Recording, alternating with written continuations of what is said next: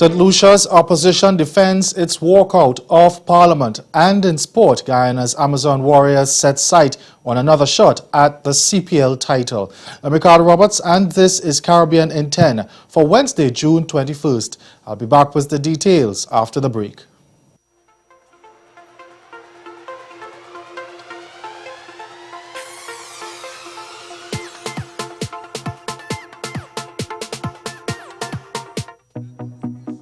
The Sajiko Cahill School of Business and Management invites you to attend Navigating a Path to Growth, a risk and competitive intelligence conference at Hilton Barbados Resort on June 26th and 27th, 2017. Speakers include Global Strategy and Risk expert Dr. Andrea Schotter, Regional PwC Risk Assurance Leader Bruce Scott, Ms. Lisa Padmore, Dr. Delisle Worrell, Mr. Ian D'Souza, Professor Patrick Hossain, Professor Julian Marcel, and many others.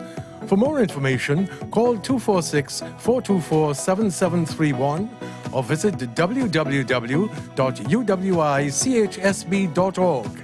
Secure your space today.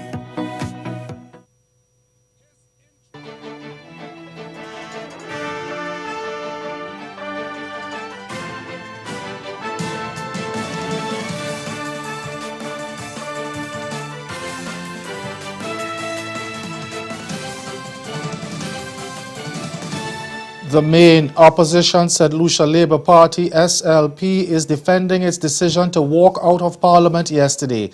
The SLP staged the walkout in protest of what it said was the spiteful and vindictive behavior of Prime Minister Alan Chasney. Opposition leader Philip J. Pear told a news conference that the action was taken after the government moved to prevent opposition legislators from making contributions to the budget debate.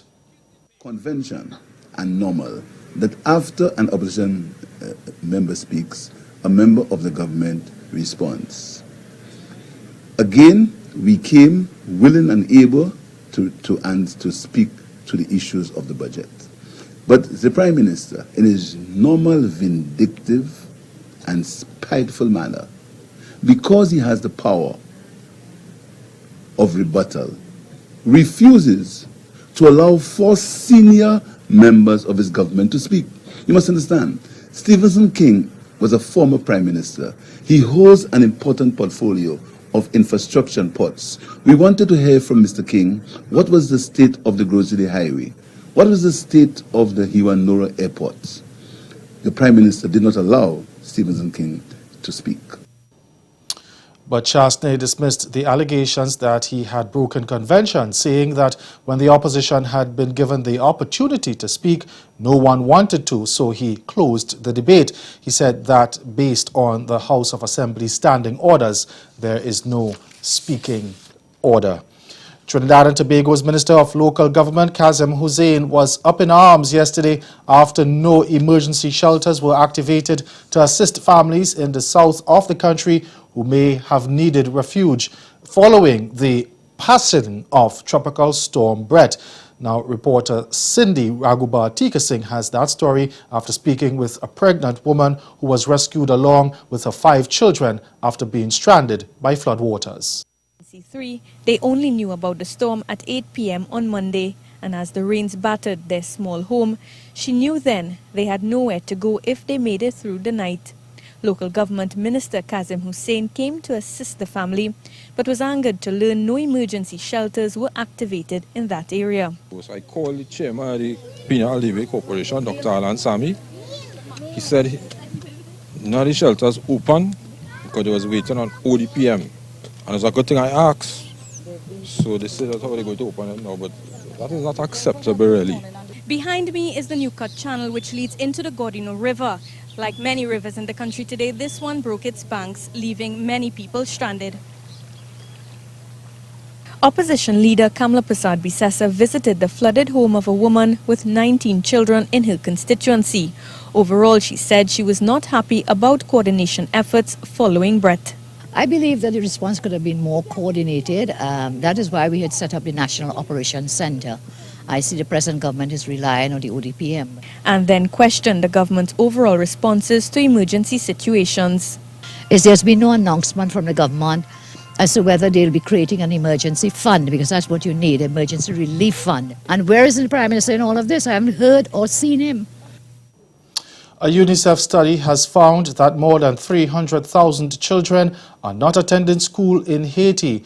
According to the 2011-2015 study, more than 320,000 children between the ages of 6 and 14 are not in school, and about 160,000 children aged 15 to 11 are not going to school. It also found that almost 500,000 children aged 5 to 18 are completely excluded from the school system in Haiti, and about 1 million children are at risk of leaving school without completing their studies.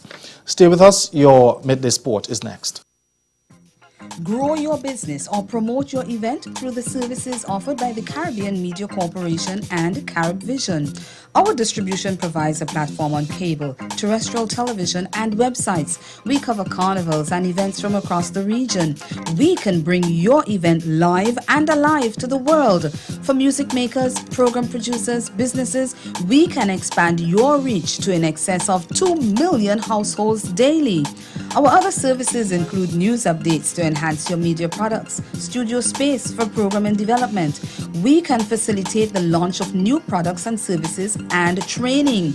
Contact us and we will help you unleash your creative ability, develop products and services, and provide the medium to watch them grow. Contact Loretta Skeet at cmccaribbean.com or call her 1-246-467-1044 or 1-246-253-3889. Call and book your carnival or event today.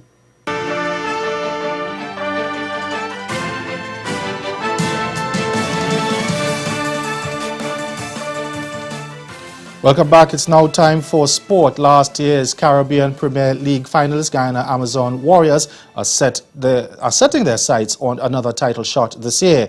They will open their campaign against St. Kitts and Nevis Patriots on August 5th in Fort Lauderdale. Head coach Royston Crandon says disunity was the reason behind the side losing last year's final, but he says they are ready this time around. We didn't make it win the championship, but that's how it goes sometimes. Different challenges here again. You have to go out and play good cricket and be even better than last season. So I think we have a very competitive squad together.